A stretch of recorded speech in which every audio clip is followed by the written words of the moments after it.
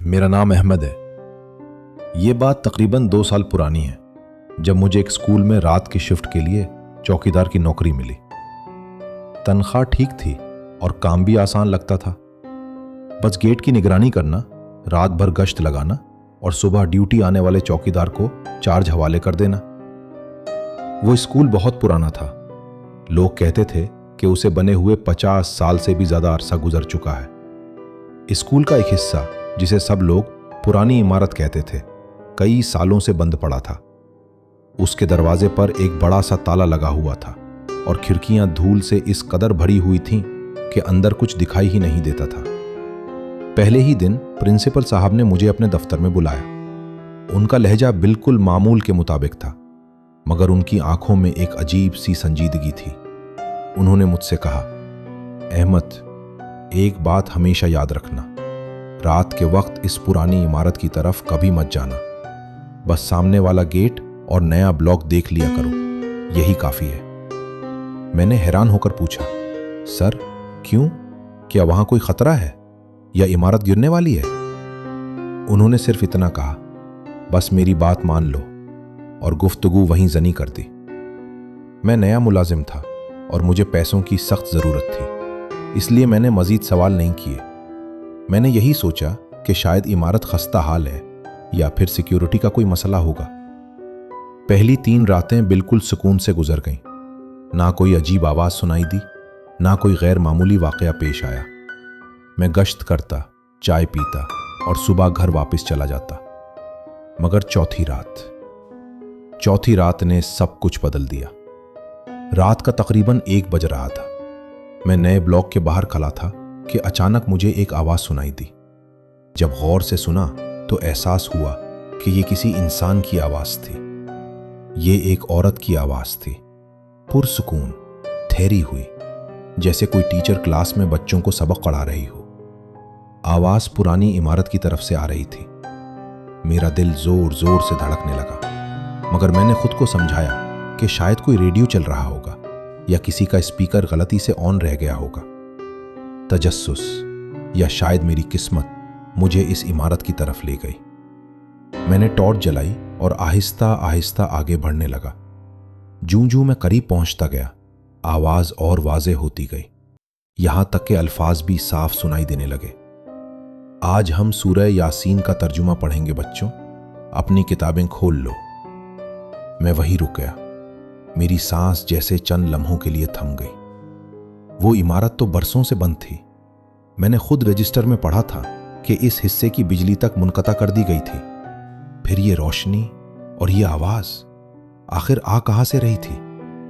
मुझे उसी वक्त वापस चले जाना चाहिए था। आज भी सोचता हूं तो लगता है काश मैं इस रात वापस मुड़ जाता। मगर ना जाने क्यों कोई ताकत मुझे खिड़की की तरफ खींच रही थी। मैं आहिस्ता आहिस्ता खिड़की के करीब गया और अंदर झांका। जो मंजर मैंने देखा वो मैं जिंदगी भर नहीं भूल सकता। क्लासरूम के अंदर रोशनी थी, मगर ये आम बल्ब की रोशनी नहीं थी। ये जर्द और मध्यम रोशनी थी, जैसे कोई पुरानी लालटेन जल रही हो। बच्चे अपनी अपनी जगहों पर स्कूल यूनिफॉर्म में बैठे थे। उनके सामने किताबें खुली हुई थीं और सबसे आगे ब्लैक बोर्ड के करीब एक टीचर खड़ी थी, जिसकी पुश्त मेरी तरफ थी।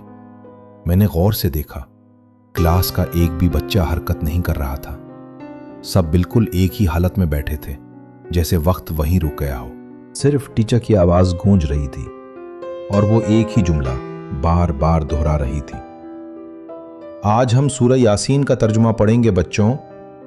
फिर बहुत आहिस्ता आहिस्ता उसने अपना सर मेरी तरफ मोड़ा और फिर उसका पूरा जिस्म मेरी तरफ मुड़ गया, मगर उसके चेहरे पर कुछ भी नहीं था। ना आंखें, ना नाक, ना होठ, सिर्फ एक बिल्कुल हमवार, सफेद, खाली चेहरा। और इसी बेचेहरा वजूद से वही जुमला मुसलसल सुनाई दे रहा था, आज हम सूरह यासीन का तर्जुमा पढ़ेंगे बच्चों। मेरा पूरा जिस्म सुन हो गया। मैं घबराकर पीछे हटने लगा, मगर मेरी नजरें इस खौफनाक चेहरे से हटी नहीं रही थीं। अचानक मेरा पांव किसी चीज से टकराया। नीचे देखा तो एक पुरानी जंग आलूद स्कूल की घंटी पड़ी थी। घंटी की आवाज पूरी इमारत में गूंज उठी और फिर एक ही लम्हे में सब कुछ खत्म हो गया। जर्द रोशनी बुझ गई, आवाज खामोश हो गई, हर तरफ अंधेरा छा गया। ऐसा खौफनाक सन्नाटा कि मुझे अपनी धड़कन भी साफ सुनाई दे रही थी। मुझे याद नहीं मैं उस वक्त क्या सोच रहा था, बस इतना याद है कि मैं पूरी ताकत से भागा, बगैर पीछे मुड़े सीधा स्कूल के गेट तक। मेरे हाथ इतने कांप रहे थे कि गेट का ताला खोलना भी मुश्किल हो रहा था। इस रात में किसी न किसी तरह घर तो पहुंच गया, मगर सो नहीं सका। जब भी आंखें बंद करता, वही बेचेहरा टीचर मेरे सामने आ जाती।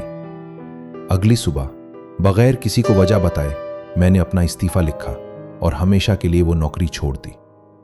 चंद हफ्तों बाद मेरी मुलाकात स्कूल के एक पुराने मुलाजिम से हुई। बातों ही बातों में मैंने उस रात का जिक्र किया। मेरी बात सुनते ही उसके चेहरे का रंग बदल गया। उसने बताया कि तकरीबन 15 साल पहले इसी पुरानी इमारत में एक क्लासरूम में अचानक आग लग गई थी। टीचर ने अपनी जान की परवाह किए बगैर तमाम बच्चों को बाहर निकाल दिया था, मगर वो खुद बाहर ना निकल सकी। आग इतनी शदीद थी कि उसकी लाश भी सही हालत में नहीं मिल सकी। फिर उसने आहिस्ता से कहा, अहमद भाई, लोग कहते हैं कि वो आज भी अपनी क्लास लेती है। वही सबक, वही आवाज, बार बार। और जो भी उसकी क्लास की आवाज सुन लेता है, वो दोबारा कभी उस स्कूल में रात गुजारने की हिम्मत नहीं करता। आज भी मैं अक्सर सोचता हूं, क्या वो वाकई एक रूह थी जो मरने के बाद भी अपनी जिम्मेदारी निभा रही थी, या फिर वो कोई ऐसी हकीकत थी जिसे इंसान आज तक समझ ही नहीं सका। जो भी हकीकत हो, इतना जरूर जानता हूं कि अगर कभी किसी वीरान बंद इमारत से आपको किसी के पढ़ाने या बात करने की आवाज सुनाई दे, तो उसे नजरअंदाज कीजिए, पीछे मत देखिए और खामोशी से वहां से वापस चले जाइए, क्योंकि हर आवाज इंसानों की नहीं होती।